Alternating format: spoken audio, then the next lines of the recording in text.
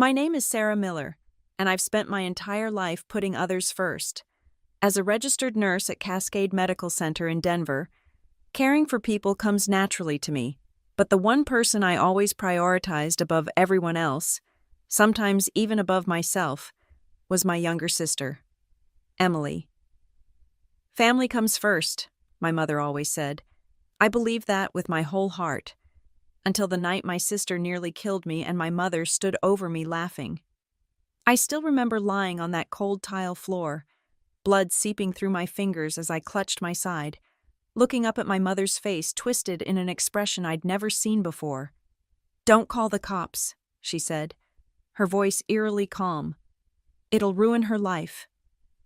In that moment, something inside me broke, and it wasn't just my rib, it was my blind loyalty to a family that had never truly valued me.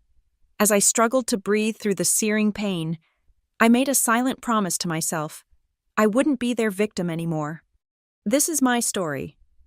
The good daughter, growing up in our middle-class neighborhood in Denver. I quickly learned my role in the family. I was Sarah, the dependable one, the good daughter, the one who made straight A's, never stayed out past curfew, and eventually chose a practical career in nursing. Emily was different, 3 years younger than me. She blazed through life like a comet, brilliant, captivating, and leaving destruction in her wake. While I was studying anatomy textbooks, she was amassing followers on social media. While I worked double shifts at the hospital, she was building her personal brand as a lifestyle and real estate influencer. "Your sister has that special something," Mom would say, her eyes gleaming with pride as she scrolled through Emily's latest posts. "She's going places." Dad would nod in agreement, smiling indulgently. "Our little star." And I would smile too, swallowing the bitter pill of being the reliable but unremarkable daughter. The one who wasn't going places, but who would always be there when needed. The pattern was established early. When Emily needed help with homework, I'd stay up late explaining algebra. When she needed a ride home from a party at 2 a.m., I'd drag myself out of bed without complaint. When she needed a shoulder to cry on after another breakup, I was her emotional support system. "You're so good with her," Mom would say. "She listens to you." What Mom didn't see, or chose not to see, was how those dynamics evolved as we entered adulthood. Emily didn't just need my help anymore. She expected it, demanded it, and somewhere along the way, my parents became her enablers, always ready with excuses for her behavior. "She's finding herself. She's building her career. She's under so much pressure." I believed them. I believed in Emily. Even when the red flags began appearing, I chose to see them as temporary struggles rather than warning signs of the storm to come. The breaking point. It started with small loans, a couple hundred here, 1,000 there, always for something urgent and important. Camera equipment for her vlogs, a designer outfit for a networking event, a deposit on an apartment in a trendy neighborhood that would elevate her brand. "I'll pay you back as soon as my sponsorship comes through," she'd promise, her eyes wide and sincere. "You know I'm good for it." I did know that, or at least, I thought I did. By July of last year, those small loans had snowballed into something much more significant. Emily burst into my apartment one evening, bubbling with excitement about a new venture. "I'm pivoting to real estate content," she announced, pacing my living room. "Luxury home tours, investment tips, flipping properties. That's where the real money is. But I need seed money to get started." "How much?" I asked, already reaching for my checkbook. 10,000, she said casually, as if asking to borrow a sweater. I froze. "Emily, that's a lot." "It's an investment," she corrected me. "I'll pay you back with interest within 6 months. Come on, Sarah, if you loved me, you'd help me." There it was, the emotional manipulation I'd become so accustomed to that I barely recognized it anymore. If you loved me, as if my love needed constant proof, constant payment. I wrote the check. $10,000, nearly half of my emergency savings. Money I'd been setting aside for a down payment on my own place someday. "You're the best," Emily squealed, hugging me tightly. I'm going to make you so proud." 6 months came and went. No repayment, no mention of the loan, just more requests, more urgent needs, more promises. Meanwhile, I was working extra shifts to rebuild my savings, coming home exhausted only to find frantic texts from Emily about overdue rent or utility bills about to be shut off. "Can you help me out again?" became her constant refrain, arriving like clockwork whenever my bank account started to recover. In September, it was her car payment. In October, it was back rent. In November, it was an emergency root canal, not covered by insurance. Each time, the amount grew, and each time, my protests were met with the same tactics. "If you can't help your own sister, who can I count on? I thought nurses made good money. What are you spending it all on anyway? It's not like you have a family to support. I'm the one trying to build something here." When I finally broke down and cried in frustration over a particularly large request that coincided with my own rent being due, Emily rolled her eyes. "Stop overreacting," she said. "It's just money. Family is more important." I wiped my tears and wrote another check. By December, I was working 16-hour shifts, picking up every overtime opportunity, and still barely staying afloat. The thought that had once been unimaginable began to take root. I needed to start saying no. The opportunity came during our family's traditional game night at my parents' house. 2 days before Christmas, we were halfway through a heated round of Monopoly, Emily winning, of course, when she casually mentioned needing a small loan of $5,000 for urgent expenses. "I can't," I said quietly, my eyes fixed on the game board. "I'm sorry, but I just don't have it." The silence that followed was deafening. My mother's hand froze mid-air, the dice suspended between her fingers. My father suddenly became very interested in rearranging his property cards. "What do you mean? You don't have it?" Emily asked, her voice dangerously soft. "I mean, I've given you everything I can," I replied, finally looking up. "I'm working double shifts. I'm behind on my own bills. I just can't do it anymore." Emily's face contorted, the pretty features I'd always envied twisting into something ugly and unfamiliar. Without a word, she stood up, knocking game pieces to the floor, and stormed out of the room. The slam of the guest bedroom door echoed through the house. My mother sighed heavily. "You know how sensitive she is about money right now. Couldn't you have discussed this privately?" "I've tried," I said, my voice breaking. "For months, I've tried." "Well," Dad interjected with forced cheerfulness, "why don't we take a break and have some dessert? Your mother made that chocolate cake you like." "Sarah." It was their way. Avoid the conflict, smooth things over, pretend everything was fine. But this time, I couldn't play along. I excused myself and followed Emily to the guest room. I knocked softly. "Em, can we talk about this?" No response. I turned the knob and pushed the door open. Emily was pacing, her phone pressed to her ear. "I'll figure it out," she was saying. "Just give me until the end of the week." When she saw me, she abruptly ended the call. "Get out. Emily, please. I'm not saying I won't ever help you again. I'm just saying I can't right now." "You're such a hypocrite," she spat, "always acting so perfect, so responsible. Meanwhile, you're letting your own sister drown." "That's not fair," I protested. "I've given you thousands of dollars. Money I was going to pay back," she shouted, cutting me off. "My business is about to take off, and suddenly you decide you don't believe in me anymore? It's not about—" "Save it," she snarled, shoving past me toward the door. I reached for her arm, trying to make her stay and listen. That's when everything escalated. Emily whirled around, her face flushed with rage, and shoved me hard. I stumbled backward, my shoulder blades connecting painfully with the edge of a bookshelf. Books tumbled around me, but before I could regain my balance, Emily was coming at me again. "You think you're better than me?" she screamed. "You think I'm some charity case?" "Emily, stop." I raised my hands defensively, but I wasn't prepared for what came next. Her fist connected with my ribcage with surprising force. There was a sickening crack, and suddenly I couldn't breathe.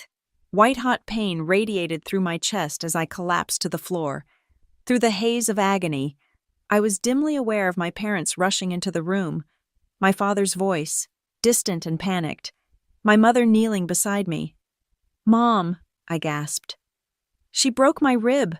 And then, the moment that changed everything, my mother looked down at me, blood seeping through my sweater, and let out a small, nervous laugh. "Don't call the cops," she said, her voice eerily detached. "It'll ruin her life.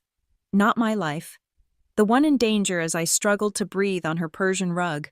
Her life, Emily's life, the golden child's future that always came first." As darkness crept in at the edges of my vision, I made a silent vow. This ends now. The secret strength. What my family never knew, what they never bothered to ask about, was that I had a life beyond being Emily's safety net and emotional support. While they assumed I spent my free time watching Netflix in my modest apartment, I had actually been building something that was mine alone. It started as a side gig in May of last year. A former patient, a medical textbook editor, mentioned they were looking for nurses to review and fact-check content. The pay was good, $50 an hour, and I could work remotely on my own schedule. I took the job thinking it would be temporary, a way to supplement my income, but I discovered I had a knack for it. Soon, I was being recommended to other publishers, taking on more assignments, building a reputation. By December, I was bringing in an extra $2,500 a month that my family knew nothing about. I had also been saving, religiously squirreling away portions of both my nursing salary and my editing income into an account my sister couldn't access or even know existed. While I was telling Emily I couldn't afford to help her anymore, I actually had just over $30,000 tucked away, and there was the orchard, on a whim. After a particularly grueling week at the hospital, I had driven out to Boulder to go apple picking. The elderly owner mentioned he was looking to sell the small property, just 5 acres with a charming cottage and about 50 apple trees. His children had moved away, and the upkeep was becoming too much. I fell in love with the place immediately. The thought of having somewhere to escape, somewhere that belonged only to me, was irresistible. I used a portion of my savings as a down payment, arranged a modest mortgage, and became the proud owner of Silver Creek Orchard without telling a soul. These were my secrets, my safety net, my escape plan, my proof that I existed beyond my role as Sarah the Reliable, Sarah the Helper, Sarah the Doormat. As I lay in a hospital bed that night, a morphine drip dulling the pain of my fractured 5th rib and the small internal bleed it had caused, I began to formulate a plan. It wasn't about revenge, not exactly. It was about justice, about boundaries, about finally standing up for myself in a way my family couldn't ignore or minimize. The next morning, Dr. Whitaker came by on rounds. She was a trauma surgeon I'd worked with many times in the ER, and her expression was grave as she reviewed my chart. "Want to tell me what really happened?" she asked quietly, pulling up a chair beside my bed. I hesitated. I fell against a bookshelf. She raised an eyebrow. "Sarah, I've treated enough domestic violence victims to recognize the pattern of these injuries. That bruise on your ribcage is consistent with a direct impact, a punch or a kick." Tears welled in my eyes before I could stop them. "It was my sister," I whispered. "We had a fight. She pushed me into a bookshelf and then she hit me." Dr. Whitaker nodded, her expression softening. "Have you filed a police report?" I shook my head, remembering my mother's words, "Don't call the cops. It'll ruin her life." "Sarah," Dr. Whitaker said firmly, "what your sister did is assault. It's a crime, and from the looks of your injury, it could have been much worse. That rib could have punctured your lung." "My mother doesn't want me to report it," I admitted. "She thinks it would ruin my sister's career." "And what about your career?" she countered. "What if this injury had disabled you? What if you couldn't work as a nurse anymore? Would your sister or your mother worry about that?" I didn't have an answer. "Look," she continued, her voice gentler, "I'm not going to pressure you to file a report. That's your decision. But I am going to document everything thoroughly: the nature of the injury, the circumstances as you've described them to me, and I'm going to refer you to our patient advocate, who can connect you with resources if you decide you need them. She paused, studying my face. And I want you to know that whatever you decide to do, I support you. You're not alone in this. Those words, "you're not alone," echoed in my mind long after she left, because the truth was, I had been alone for a very long time, alone in my struggles, alone in my sacrifices, alone in my growing resentment, but not anymore. Over the next few days, as I recovered enough to be discharged, I began gathering evidence. I had the hospital take photographs of my injuries, the deep purple bruise blooming across my ribcage, the smaller contusions on my back where I'd hit the bookshelf. I requested copies of all my medical records, including Dr. Whitaker's detailed notes and the x-rays showing the clean break in my fifth rib. I also reached out to my cousin Emma, who had arrived at my parents' house just as the fight was escalating. She had witnessed Emily's rage and my fall, though she hadn't seen the actual punch. "I'll back you up," she promised when I called her from my hospital room. What Emily did was wrong, and the way Aunt Linda reacted was disturbing. This family has been enabling Emily for too long. When I was released from the hospital, I didn't go back to my apartment. Instead, I drove straight to my orchard in Boulder. The cottage was small and sparsely furnished, but it was mine, a place where no one could find me unless I wanted to be found. As I sat on the porch watching the winter sunset paint the bare apple trees in shades of gold, I made my decision. I wouldn't file criminal charges against Emily. Not yet, anyway. But I would no longer protect her from the consequences of her actions, and I knew exactly when and where I would make my stand. The plan. Emily had been planning her housewarming party for months. After years of showcasing other people's luxury properties on her growing social media channels, she had finally secured a condo in the Belmont Plaza, one of Denver's most prestigious addresses. The fact that I had helped pay her security deposit was, of course, conveniently forgotten. The event was scheduled for March 1st, a grand affair designed to solidify her position in Denver's social media influencer hierarchy. She had invited everyone: family, friends, industry contacts, potential sponsors, even a few minor celebrities she'd connected with through her networking hustle. It was the perfect stage for my confrontation, public enough to prevent my family from sweeping things under the rug again, but intimate enough that Emily couldn't simply walk away. I spent January and early February preparing meticulously. First, I consulted with a lawyer from Whitfield Legal Group, specializing in domestic assault cases. "Based on the evidence you've presented, you have a strong case for a civil suit," Ms. Whitfield told me during our initial consultation. "Criminal charges would also be possible, but given that it's your sister and you're not pursuing that route, a civil claim for damages is your best option." "What kind of damages?" I asked. "Medical expenses? Certainly. Lost wages during your recovery, pain and suffering, possibly punitive damages, given the egregious nature of the assault." She tapped her pen against her legal pad. "We'd be looking at a claim in the range of $50,000. The number took my breath away. It wasn't about the money, not really. It was about accountability, about making a statement that would finally be heard. Next, I focused on building my support network. I reconnected with friends I'd neglected while catering to Emily's constant demands. I was surprised by how many were eager to welcome me back. How many had seen the toxic dynamics at play long before I was willing to acknowledge them. "We've been worried about you," my friend Jessie admitted over coffee. "The way you drop everything whenever Emily calls. The way you work yourself to exhaustion trying to keep her afloat. It's not healthy. Sarah." "I know that now," I said. "I'm working on setting boundaries." She squeezed my hand. "Better late than never." I also connected with Jack, a security guard at the hospital who had witnessed one of Emily's more dramatic visits to my workplace 2 weeks before our final confrontation.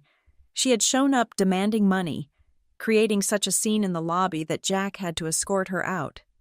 "I remember her," he said grimly when I approached him during my first shift back, "screaming about how you owed her, how you were sabotaging her business. If you need a witness statement about her behavior, I'm happy to provide one." As the date of the party approached, I made my final preparations. I bought a dress, an emerald green gown that cost more than I'd ever spent on a single item of clothing. I had my hair and makeup professionally done. I wanted to look my best, to show up as a version of Sarah that my family had never seen before. Confident, unapologetic, unwilling to be diminished.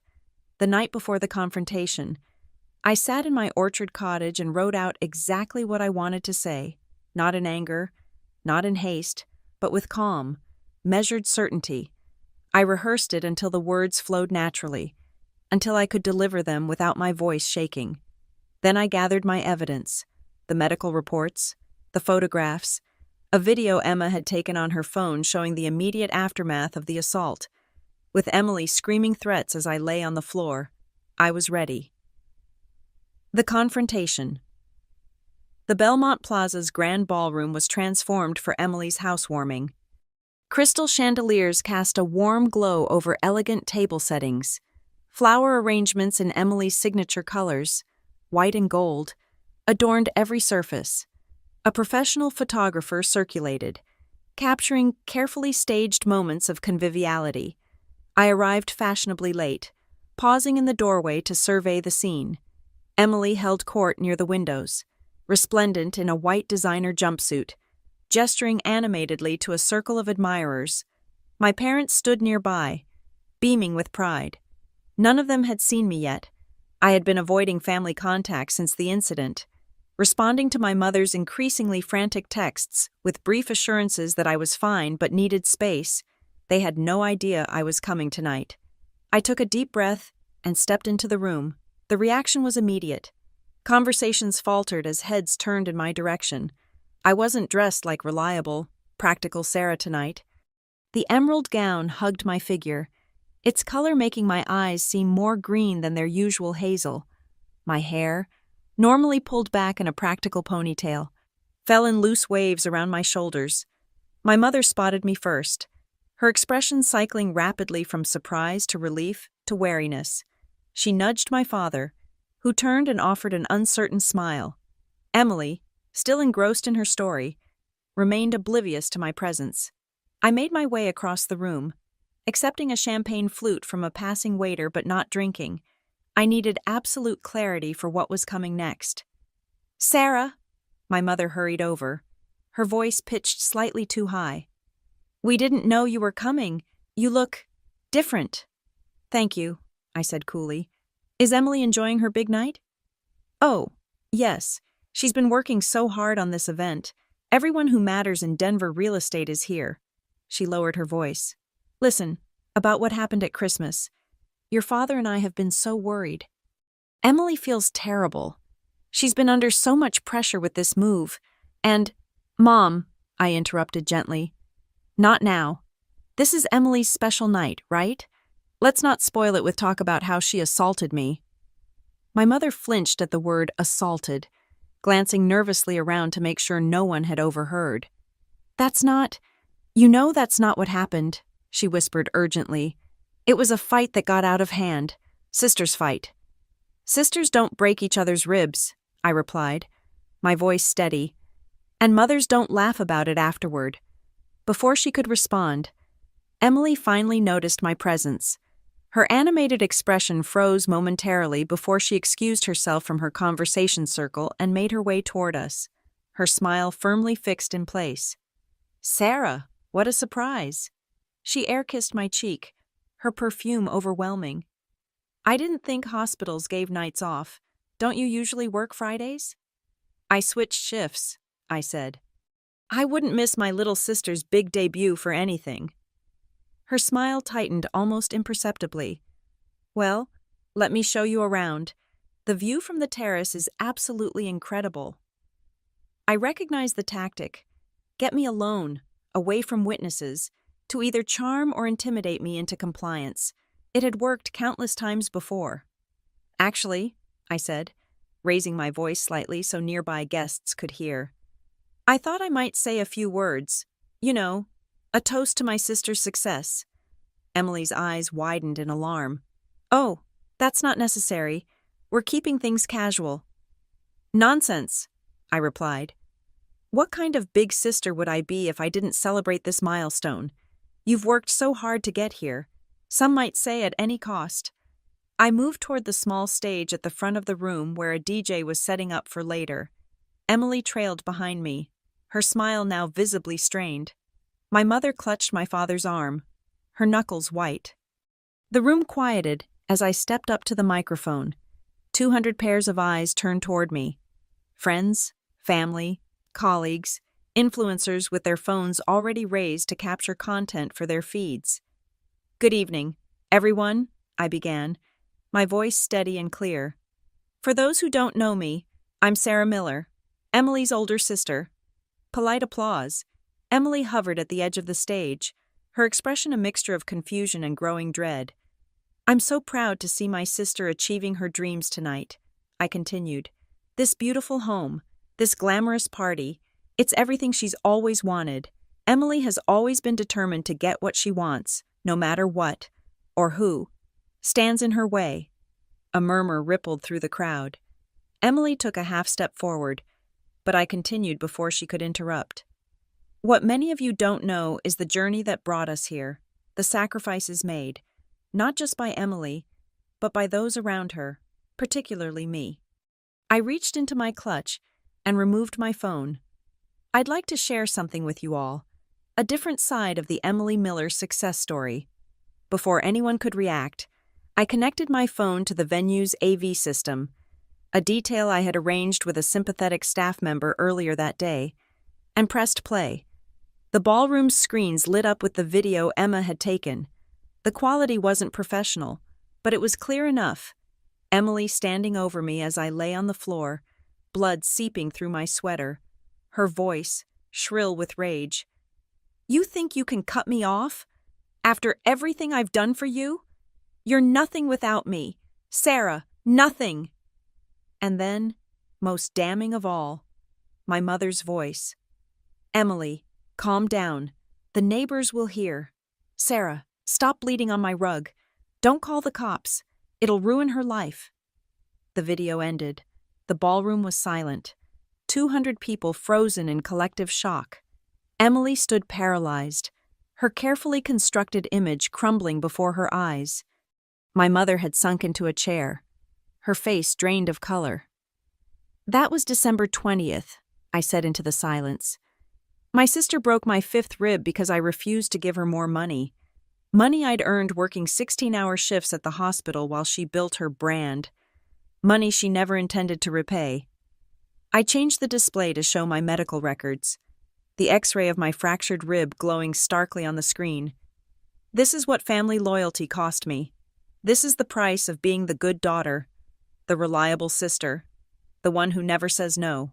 I paused, looking directly at Emily, whose perfect makeup couldn't hide the fury and fear battling for dominance on her face.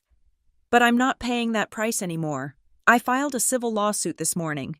Assault, battery, intentional infliction of emotional distress. I'm seeking $50,000 in damages." Gasps rippled through the crowd. Someone's champagne glass shattered on the floor. "Sarah." My father had finally found his voice, stepping forward with his hands raised placatingly. "Sweetheart, let's step outside and discuss this privately. This isn't the place." "That's where you're wrong, Dad," I replied, my voice still calm. "This is exactly the place, public, documented, where the truth can't be ignored or explained away or covered up with a laugh and a plea not to involve the authorities." Emily finally broke her paralysis, lunging toward the stage. "You jealous bitch," she hissed, low enough that only those closest could hear. "You're trying to ruin me because you can't stand that I'm actually making something of myself while you're stuck taking temperatures and emptying bedpans." Several phones were recording now, capturing her meltdown in real time. Someone murmured, "Is this part of the entertainment?" "I'm not ruining you, Emily," I said, loud enough for everyone to hear. "I'm holding you accountable. There's a difference." "It's all lies," she shouted, turning to the crowd. "She's making it up. The video is fake. That's when my Aunt Margaret, my mother's older sister who had watched the family dynamics with disapproving silence for years, stood up from her table near the back. "It's not fake," she called out, her voice cutting through the commotion. "I warned Linda years ago that Emily needed boundaries, not endless indulgence. I'm sorry it came to this, Sarah, but I'm not surprised." The dam broke. Suddenly everyone was talking at once. Emily's carefully curated guest list descended into chaos. My mother was trying to reach me. My father was attempting to calm Emily, and somewhere in the background, the event photographer was still snapping pictures, capturing the implosion of the Miller family facade for posterity. I stepped down from the stage, suddenly exhausted. The adrenaline that had carried me through the confrontation was ebbing, leaving behind a hollow ache that had nothing to do with my healing rib. As I made my way toward the exit, people parted before me, some avoiding eye contact, others offering supportive nods or gentle touches on my arm. I had exposed not just Emily but our entire family system. The enabling, the gaslighting, the twisted priorities that had shaped our lives for as long as I could remember. "Sarah, wait." It was my mother, catching up to me at the door, her voice urgent and pleading. "You can't leave like this. You've humiliated your sister in front of everyone who matters to her. How could you be so cruel?" I turned to face her, this woman who had taught me that love meant sacrifice, that family loyalty meant accepting abuse. "I learned from the best, Mom," I said quietly. "When I was lying on your floor with a broken rib, you taught me exactly how much my pain matters in this family. Tonight, I'm finally showing you that I was paying attention." I walked out into the cool March night, leaving behind the wreckage of the life I had always known. It hurt. Of course it hurt, but beneath the pain was something new and fragile and precious. The first tender shoots of freedom. The aftermath. The fallout was swift and far-reaching. By morning, clips of Emily's meltdown had gone viral. Her carefully cultivated image as a polished, aspirational lifestyle guru collapsed under the weight of reality. She was just another entitled influencer with a violent temper and questionable ethics. Sponsors began quietly distancing themselves. Her engagement metrics plummeted. The luxury real estate agencies that had allowed her to showcase their properties suddenly found their calendars too full to accommodate her. My civil suit progressed rapidly. Emily's lawyers, paid for by my parents, of course, attempted to characterize the incident as a mutual altercation between siblings, rather than an assault, but the evidence was overwhelming. The medical records, the witness statements, the damning video that now had millions of views online. We settled out of court 3 weeks after the party, $50,000, paid in full, with a public apology from Emily acknowledging the assault and her responsibility. The money wasn't the point. I donated most of it to a domestic violence shelter, keeping only enough to cover my actual medical expenses. The point was the acknowledgement, the public record, the irrefutable proof that what happened to me mattered. My parents' reaction was more complicated. My father called repeatedly in the days following the confrontation, his messages alternating between pleading for reconciliation and expressing bewilderment at my extreme reaction. "Couldn't you have handled this privately?" he asked, when I finally answered his call. "Did you have to destroy your sister's career? Did Emily have to break my rib?" I countered. "Did Mom have to laugh about it?" He fell silent at that. "Your mother didn't laugh," he finally said, his voice uncertain. "She was in shock." People react strangely in crisis situations. "Dad," I said gently, "you've been making excuses for both of them for as long as I can remember. It's time to stop." To my surprise, he didn't argue. Instead, he sighed heavily, the sound of a man confronting uncomfortable truths too long ignored. "We failed you," he admitted. "We taught Emily that her actions didn't have consequences. We taught you that your feelings didn't matter as much as hers. I don't know how to fix that." "Sarah, you can start by getting help," I suggested. "All of you, family therapy, anger management for Emily. Show me you're willing to change. Not just sorry you got caught. To their credit, they did exactly that. My father found a family therapist specializing in dysfunctional dynamics. My mother, after initial resistance, joined the sessions. Emily, facing the collapse of her influencer career and legal consequences, had little choice but to comply. I maintained my distance during those early months, focusing instead on rebuilding my own life. I moved permanently to my Boulder orchard, commuting to my hospital shifts in Denver. I expanded my medical editing business, eventually cutting back my nursing hours to part-time to accommodate the growing demand for my services. And I started dating James, a physical therapist I met during my recovery. He was kind and steady, and unfailingly respectful of my boundaries, qualities I had never properly valued before. "You deserve good things," he told me one evening as we sat on my porch, watching the sunset paint the apple trees.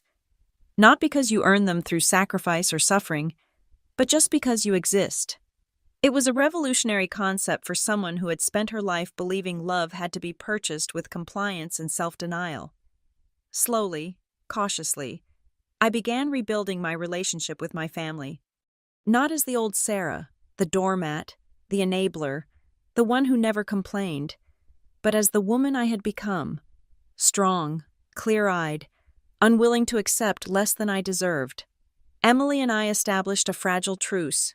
Under court order, she attended anger management classes and therapy sessions. She moved back to a more modest apartment, took a job as a receptionist at a real estate office, and slowly began rebuilding her life on a more honest foundation. "I don't expect you to forgive me," she said during one of our carefully supervised coffee meetings, "but I want you to know I'm working on myself. I never want to be that person again, the one who hurt you." "I don't need your promises," I replied. "I need to see consistent change over time." She nodded, accepting the boundary without argument, perhaps for the first time in her life. My relationship with my mother remained the most strained. The memory of her laughing as I lay injured, whether from shock, as my father claimed, or from something darker, was a wound that healed more slowly than my broken rib. "I don't understand why you had to be so public," she said during one tense family dinner. "Family matters should stay private." "That privacy was killing me," I explained. "It let Emily hurt me without consequences. It let you pretend everything was fine when it wasn't. I needed witnesses." She didn't agree, but she stopped arguing. It was progress of a sort. By summer, the orchard was flourishing. I hired a local teenager to help tend the trees, and we harvested our first modest crop in September. I set up a small farm stand on weekends, selling apples and homemade cider to locals and tourists. James helped me install a porch swing and plant a vegetable garden. "Putting down roots," he called it, his eyes crinkling with the double meaning. I was healing, not just my body, but my sense of self. The woman who had stood on that stage in March, exposing family secrets to a ballroom full of strangers, sometimes felt like a different person entirely, but she wasn't. She was always there inside me, waiting for permission to emerge. In November, nearly a year after the assault, I received an unexpected visitor at the orchard. My mother arrived unannounced, bearing an apple pie, store-bought, not homemade, and an uncertain smile. "Your father said I should call first," she admitted as I invited her in, "but I was afraid you might say no." "I might have," I acknowledged, putting on water for tea. "But you're here now." We sat at my small kitchen table, the pie between us untouched. She looked older than I remembered, the careful makeup not quite concealing the new lines around her eyes and mouth.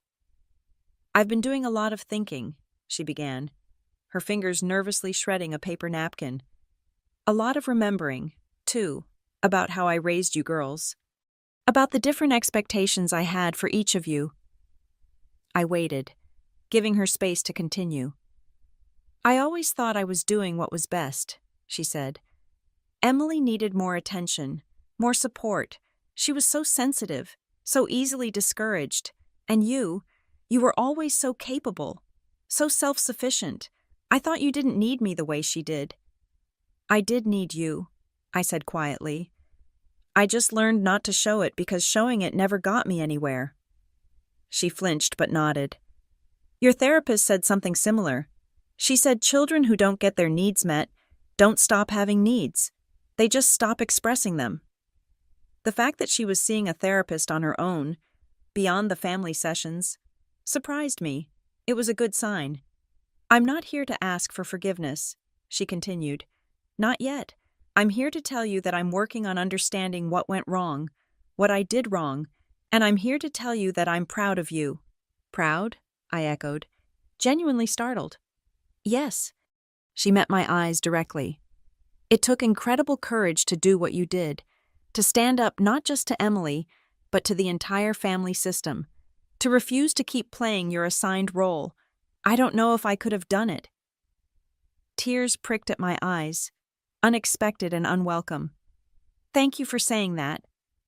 She reached across the table, her hand stopping just short of touching mine, respecting my boundaries even as she sought connection. I'd like to know you, Sarah, she said softly.